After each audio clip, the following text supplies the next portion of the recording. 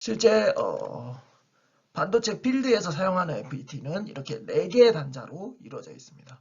그리고 이 바디가 하는 역할은 쉽게 말하면 스레스홀드 볼테이지라고 하죠. 우리가 말했던 스레스홀드 볼테이지를 조절하기 위해서 사용하는 단자다라고 생각을 하시면 되겠고, 그리고 어떻게 동작하느냐에 따라서 지금 크게 2가지로 나눠집니다.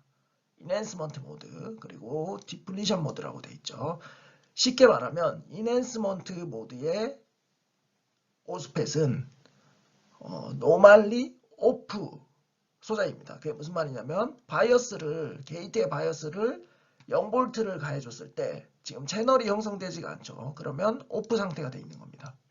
그래서 평소에 0V를 가해줬을 때 오프된 소자를 인핸스먼트 모드 소자라고 하는 거고요. 이와 반대로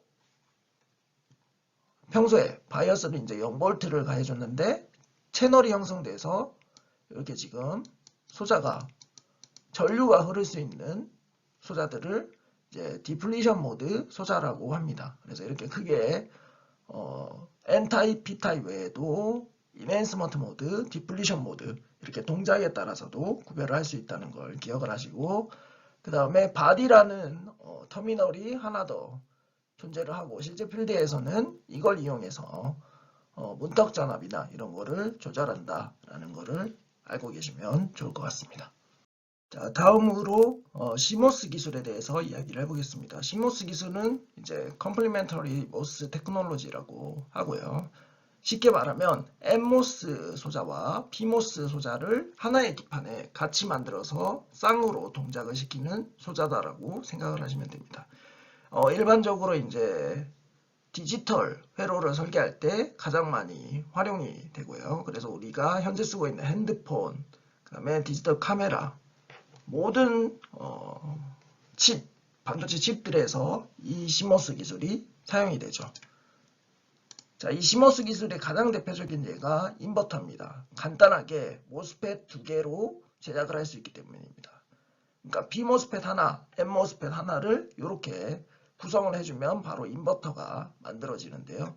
여기 인풋 단자가 있고 아웃풋 단자가 있죠. 그래서 인풋이 0일 때는 아웃풋이 1이 되고, 인풋이 1일 때는 아웃풋이 0이 되는 소자입니다. 그래서 보시면 0, 1, 0, 1이 될 때 1, 0, 1, 0이 되는 거죠. 자, 여기 회로 동작은 여러분들이 다들 한번 해보시면 알 수 있을 거고요. 쉽게 말해서 Vin이 0V다. 그러면 NMOS는 켜질까요? 꺼질까요? NMOS는 꺼지죠. 왜냐하면 문턱 전압이 양의 값을 대부분 가지기 때문이고, PMOS는 음의 값을 가지죠. 그래서 PMOS가 켜지면 이 VDD가 V 아웃풋 단자에 나오는 거고, 만약에 VDD 5V가 가해진다. 그럼 PMOS는 꺼지겠죠. 그리고 NMOS는 켜집니다. 그러면 여기 VSS 0V가 출력단에 나오는 거죠. 그렇게 동작을 하는 거고, 일반적으로 이 CMOS 테크놀로지가 가장 많이 반도체 필드에서 활용이 되죠. 그런데 이 CMOS 소자를 어떻게 만드냐? 우리가 일반적으로 실리콘 웨이퍼라고 하는 그 기판은 P타입 기판을 널리 사용합니다. 널리가 아니고 거의 99% 이상 P타입의 저농도 도핑된, 거의 도핑이 되지 않은 기판 자체를 사용을 하거든요.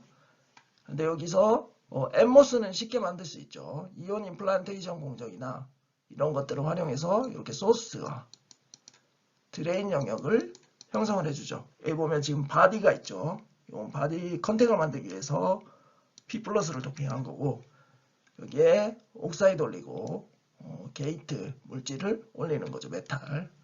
자, 그러면 PMOS는 어떻게 만드냐?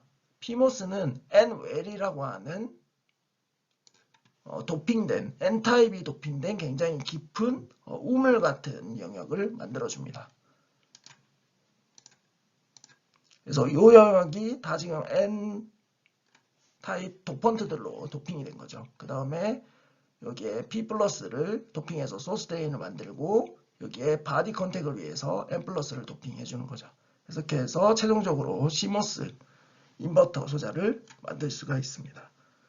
자, 여기서 우리가 이온 임플란테이션을 활용한다고 했는데 이온 임플란테이션 종류도 여러 가지가 있습니다. 뭐 크게 두 가지 정도로 나눌 수 있는데 하이 에너지 임플란터라고 해서 굉장히 높은 에너지를 가해주는 대신에 농도를 높게 하지 못하는 장비가 있어요. 그럴 경우에는 이렇게 웨를 형성할 때 사용을 하고요.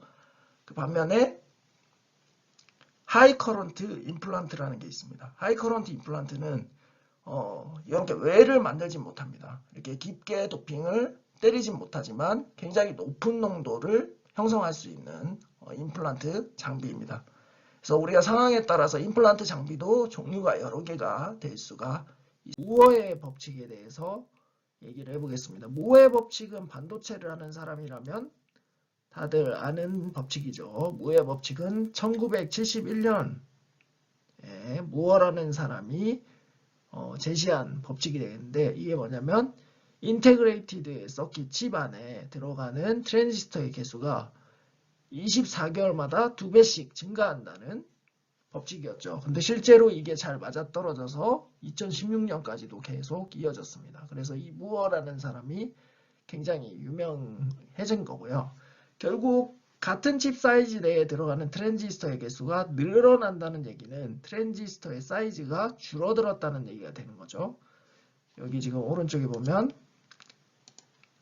30년 동안 같은 사이즈에서 들어가는 트랜지스터 개수가 10의 6승배만큼 증가를 했다는 걸 알 수 있습니다. 1971년부터 2016년까지요. 자, 그래서 무어의 법칙에 따라서 트랜지스터도 계속 사이즈가 줄어드는 방향으로 개발이 되었습니다. 최초의 트랜지스터는 절만이온 기반의 BJT 트랜지스터라고 했죠. 그리고 나서 IC 소자가 처음으로 제안이 됩니다. 그게 1960년대고요. 이 1960년대에서 IC 기술이 급격하게 발전하게 된 계기가 된 게 CMOS 기술이었습니다. 컴플리멘터리 모스 기술. 그래서 이 기술에 의해서 뭐 LSI, VLSI, ULSI 이런 시대들이 도래를 한 거죠. 그래서 사이즈를 보면 처음에는 트랜지스터 사이즈가 하나가 센치였는데 밀리미터로 바뀌었다가 그리고 10마이크로미터로 줄어들고 100나노 현재는 거의 10나노 테크를 많이 이용을 하죠. 이제 차세대 이제 파운더리 같은 경우는 거의 7나노를 활용을 하고 D램 같은 경우는 1.Y 뭐 이런 걸 이용해서 거의 13나노, 뭐 14나노 이 정도 테크를 활용을 합니다. 그리고 플래시 메모리 같은 경우는 좀 더 큰 사이즈를 활용을 하죠. 20나노대, 20 후반대 테크놀로지를 이용을 합니다. 플래시가 좀 더 큰 테크놀로지를 이용하는 거는 뭐 구조와 관련이 있는 건데 이 부분에 대해서는 깊이 얘기를 하지 않고요. 그래서 결국에는 우리가 과학기술이 발전하고 우리가 스마트폰을 사용하게 되고 다양한 전자기기들을 사용함에 따라서 이 트랜지스터의 개수가 점점 줄어들었다는 거죠. 여기 보면 50년 동안 트랜지스터 사이즈가 거의 10의 마이너스 5승배만큼 줄어든 걸 알 수가 있습니다. 자, 모스펫 사이즈를 줄였다는 것은 즉 모스펫 스케일링을 했다는 의미는 이 모스펫에서 채널 랭스 이 부분을 줄였다는 얘기입니다. 결국 이 채널 랭스를 점점 줄여왔다는 얘기고요. 그렇게 함으로써 전체 소자 사이즈를 줄인 거고요. 이러기 위해서 다양한 리소그래피 공정들이 적용이 됐고 거의 핵심적으로 줄이는데 큰 역할을 한 게 리소그래피죠. 그래서 뭐 첫 번째로 장비 같은 거에 파장을 점점 짧게 만들어주고 그 다음에 워터 리소그래피, 물을 뭐 중간층으로 이용해서 리소그래피를 하고 그 다음에 더블 패터닝, 뭐 스페이서 이용한 패터닝 그리고 이제 최근에는 EUV라고 해서 극자외선 맞나요? 극자외선이죠. 극자외선을 이용한 리소 공정을 적용을 하려고 하고 있죠. 그래서 이렇게 사이즈를 줄이려고 했던 가장 큰 이유는 경제적인 이유가 가장 큽니다. 같은 사이즈 안에 소자 사이즈를 작게 만들면 더 많은 칩을 만들 수 있죠. 그러면 생산 단가가 더 낮아지는 거죠.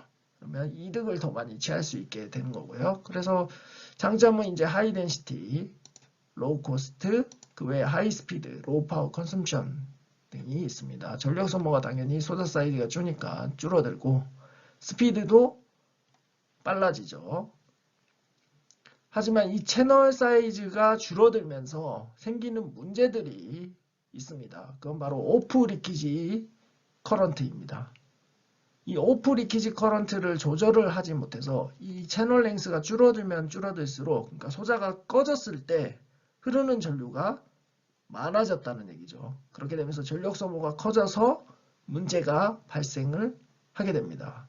그래서 이게 가장 큰 역할을 하는 게 숏 채널 이펙트인데요. 이렇게 게이트의 사이즈가 줄어들면서 생기는 효과를 숏 채널 이펙트라고 하고, 이로 인해서 발생하는 가장 큰 단점은 리키지 커런트의 증가입니다.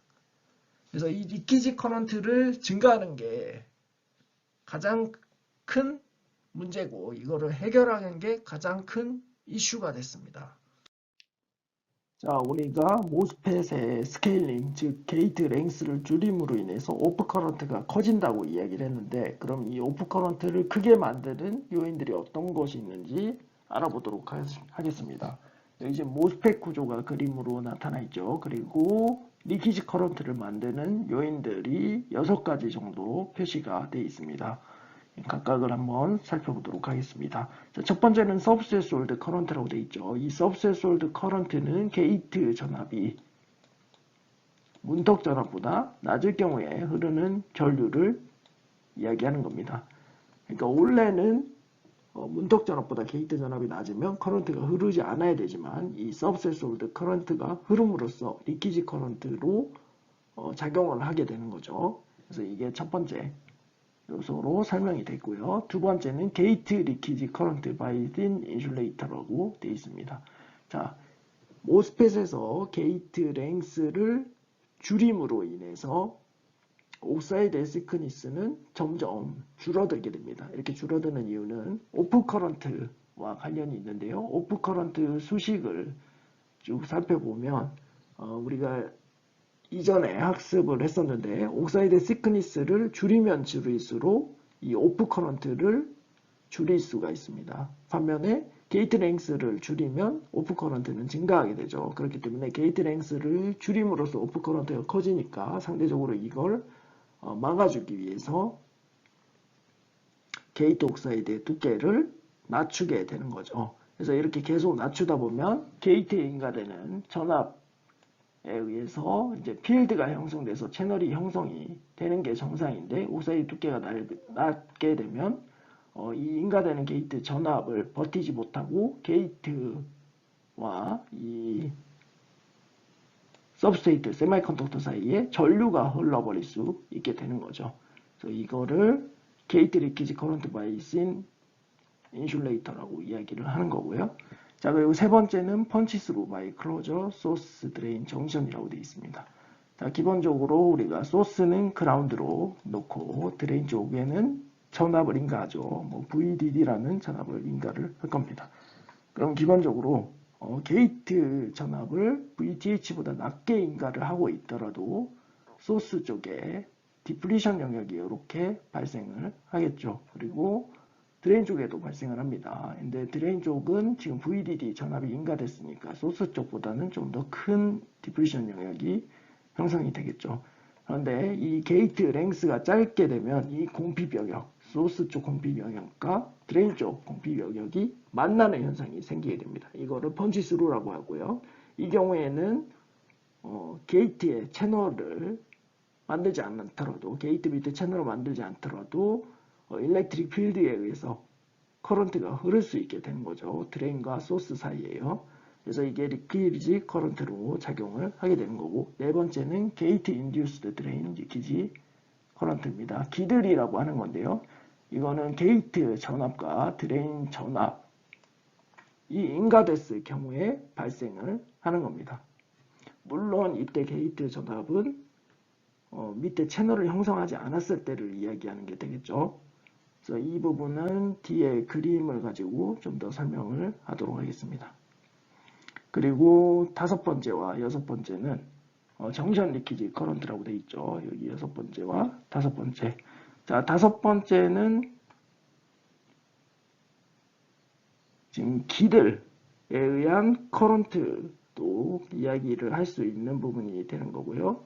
6번 같은 경우는 드레인 쪽에 생기는 공핍 영역에 의해서 생기는 정션 리키지 커런트를 이야기를 하는 겁니다. 우리가 PN 접합 다이오드 배운 거를 그대로 적용을 해서 알아보면 되는데 그거는 뒤에 슬라이드에서 자세히 알아보도록 하겠습니다. 자, 그러면 게이트 랭스가 줄었을 때, 모스펫에서 게이트 랭스가 줄었을 때 서브세솔드 커런트가 어떻게 리키지 커런트를 증가시키게 되는지 한번 알아보도록 하겠습니다.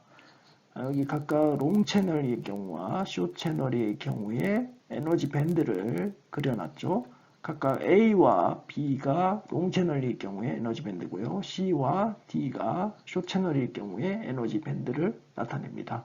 그리고 A와 C는 게이트 전압에 0V를 인가를 해준 거죠. 즉 채널이 형성이 안 된 상태를 이야기하는 거고 B와 D는 문턱 전압만큼의 전압이 게이트 쪽에 인가가 돼서 채널이 형성됐을 경우를 이야기를 합니다. 요 두 가지 경우, 즉 롱 채널과 숏 채널의 차이를 한번 알아보도록 하겠습니다. 자, 기본적으로 드레인 쪽 전압이 소스 전압보다 높기 때문에 드레인 쪽 에너지 밴드, 컨덕션 밴드가 더 아래쪽에 위치를 하죠. 그리고 이 차이는 VDS가 되는 거고요. 그리고 게이트 쪽에는 지금 채널이 형성되지 않은 상태이기 때문에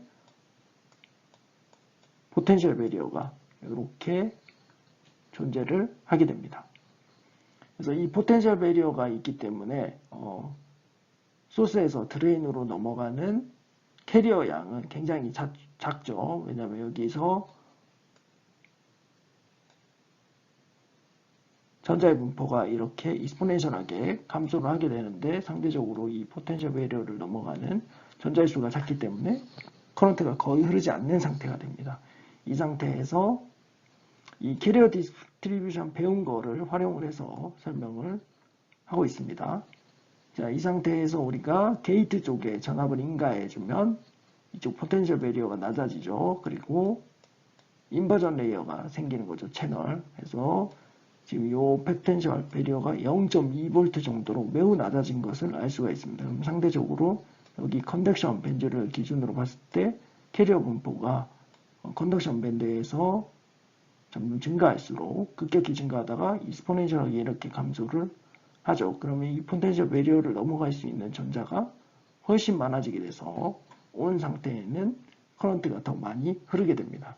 그래서 이 차이가 확실하게 롱 채널에서는 나타나죠. 하지만 숏 채널의 경우를 한번 살펴보겠습니다. 숏 채널의 경우 살펴보면 소스와 드레인의 전압 차는 똑같이 지금 표시가 되어 있죠. 자, 이 상태에서 게이트 쪽에 전압이 0V가 인가됐는데 기존의 롱 채널일 경우보다 이 포텐셜 베리어가 더 작은 것을 알 수가 있습니다. 이 포텐셜 베리어가 작다는 얘기는 캐리어 분포를 이렇게 익스포넨셜하게 감소한다고 고려를 했다면 익스포넨셜하게 롱 채널에 비해서 숏 채널이 넘어갈 수 있는 캐리어가 더 증가하게 된다는 걸 이야기하는 거죠. 그래서 오프 상태일 때도 커런트가 흐를 수가 있습니다. 그럼 왜 VGS가 0V로 똑같이 인가가 됐는데 이 포텐셜 베리어가 낮냐? 그 이유는 숏 채널일 경우에 드레인 쪽 전압이 이쪽 문턱 전압에 영향을 주기 때문입니다. 그래서 이 문턱 전압이 이 포텐셜 베리어를 전체적으로 낮추게 만들어줘서 더 많은 커런트가 흐르게 하는 거죠. 그리고 온 상태일 때를 보면 포텐셜 베리어가 낮아지는데 지금 포텐셜 베리어 변화가 거의 없는 것처럼 보이죠. 이 이야기는 문턱 전압이 엄청나게 낮아서 VGS가 0V일 때도 이미 커런트가 흐르게 된다는 이야기를 하는 겁니다. 그래서 채널 길이가 짧아지면 리키지 커런트가 많아지는 거고요. 자, 결론적으로 게이트 랭스에 따라서 VTH 변화를 한번 살펴보도록 하죠. 우리가 지금 롱 채널과 숏 채널에 의해서 VTH가 어떻게 변하는지를 에너지 밴드를 통해서 한번 알아봤었죠. 결과적으로 그래프를 통해 알아보면 게이트 랭스가 길 때는 운동 전압이 일정하게 계속 유지가 되는 걸 알 수 있습니다. 그리고 드레인 전압 변화에도 영향을 받지 않는 걸 알 수가 있죠. 그런데 지금 0.01 마이크로면 10나노죠. 10나노 맞네요. 10나노. 20나노, 30나노, 한 40나노 포인트부터 게이트 랭스가 줄어들수록 VTH 변화가 나타나는 걸 알 수가 있습니다. VTH 전압이 지금 낮아지는 것을 알 수가 있죠. 그리고 드레인 전압이 클 경우에 이 낮아지는 경우가 더 심해지는 걸 알 수가 있습니다. 결론적으로 채널 길이가 짧아지면 VTH가 낮아진다라는 걸 알 수가 있죠. 그러면 이게 왜 오프 커런트를 높이는지를 수식적으로 살펴보도록 하겠습니다. 여기 우리가 유도한 수식이 있죠. 오프 커런트는 100나노암페어, L분의 W 익스포넨셜 에타 KT분의 마이너스 Q VTH라고 되어 있습니다. 여기서 우리가 채널 길이를 줄이면 오프 커런트가 이렇게 리니어하게 증가를 하겠죠. 여기에 더해서 VTH가 지금 감소를 한다고 했죠. L이 줄어들면. 그러면 커런트는 익스포넨셜하게 증가를 하게 됩니다. 그래서 커런트 변화가 굉장히 크게 나타난다는 걸 알 수 있죠. 오프 커런트 변화가. 그래서 우리가 게이트 랭스를 줄이면 이 오프 커런트가 서브셋솔드 커런트 증가에 의해서 증가한다라고 생각을 하면 되겠습니다. 자, 그럼 우리가 에너지 밴드를 통해서 VTH가 낮아졌을 때 수식적으로 커런트가 어떻게 증가하는지를 살펴봤죠. 자, 그럼 이렇게 살펴보지 말고 우리가 단순하게 VTH가 낮아졌을 경우에 VGID 그래프를 가지고 왜 오프 커런트가 커지는지 살펴보도록 하겠습니다. 자, 기본적으로 S는 서브셋솔드 스윙이라고 했고 이 값이 변하지 않는다고 가정을 합니다. 그럼 이 기울기는 일정하다는 얘기죠. 서브셋솔드 스윙의 역수니까요. 자, 이 상태에서 우리가 충분한 VTH 전압을 가지고 있을 때는 오프 커런트가 충분히 작게 나오는 것을 알 수 있죠. 왜냐하면 이 기울기가 정해져 있기 때문에 여기 VTH와 0V 사이에 전압차가 크기 때문에 충분히 낮은 오프 커런트가 나오죠. 그런데 채널 길이가 짧아져서 VTH가 낮아진다. 그러면 VTH 전압이 0V와 더 가깝게 이동을 하게 되죠. 지금 여기 VT가 여기 있다가 여기로 이렇게 이동을 한 거죠. 그럴 경우에 이 기울기는 일정하기 때문에 0V까지 도달하는 전압 변화에 의해서 커런트 변화하는 양이 제한적이게 됩니다. 그래서 오프 커런트가 상대적으로 더 큰 전류가 나오게 되는 거죠. 그래서 채널 길이가 짧아지면 왜 오프 커런트가 커지는지를 살펴봤습니다. 두 번째로 게이트 리키지 커런트 바이 씬 인슐레이터 현상에 대해서 알아보도록 하겠습니다. 여기 왼쪽에 있는 그래프를 살펴보면 지금 테크놀로지 노드가 쉽게 말하면 게이트 랭스를 얘기한다고 보시면 됩니다. 게이트 랭스가 감소하면 감소할수록 이 옥사이드의 시크니스를 낮춘다는 걸 알 수 있죠. 이렇게 낮추는 이유는 아까 우리가 앞에서 봤던 오프 커런트 수식을 보면 알 수가 있습니다. 오프 커런트 수식에서 100나노암페어 L분의 W 그리고 익스포넨셜 마이너스 에타 KT분의 Q VTH였죠. 이 상태에서 에타가 1 플러스 C옥스분의 C 디플리션이었습니다. 결국에 오프 커런트를 줄이기 위해서는 옥사이드 시크니스를 낮춰야 된다는 걸 알 수 있죠. 옥사이드 시크니스를 낮추면 어떻게 되나요? 에타가 어떻게 되나요? 낮아지게 되죠. 그래서 에타가 낮아지면 오프 커런트가 감소를 하는 거죠. 그렇기 때문에 게이트 랭스를 줄이면 줄일수록 이 옥사이드 시크니스는 점점 감소를 시켜야 됩니다. 근데 이 옥사이드 시크니스를 감소를 시키면 리키지 커런트가 발생을 할 수 있는데 그게 발생하는 이유를 에너지 밴드를 통해서 살펴보도록 하겠습니다.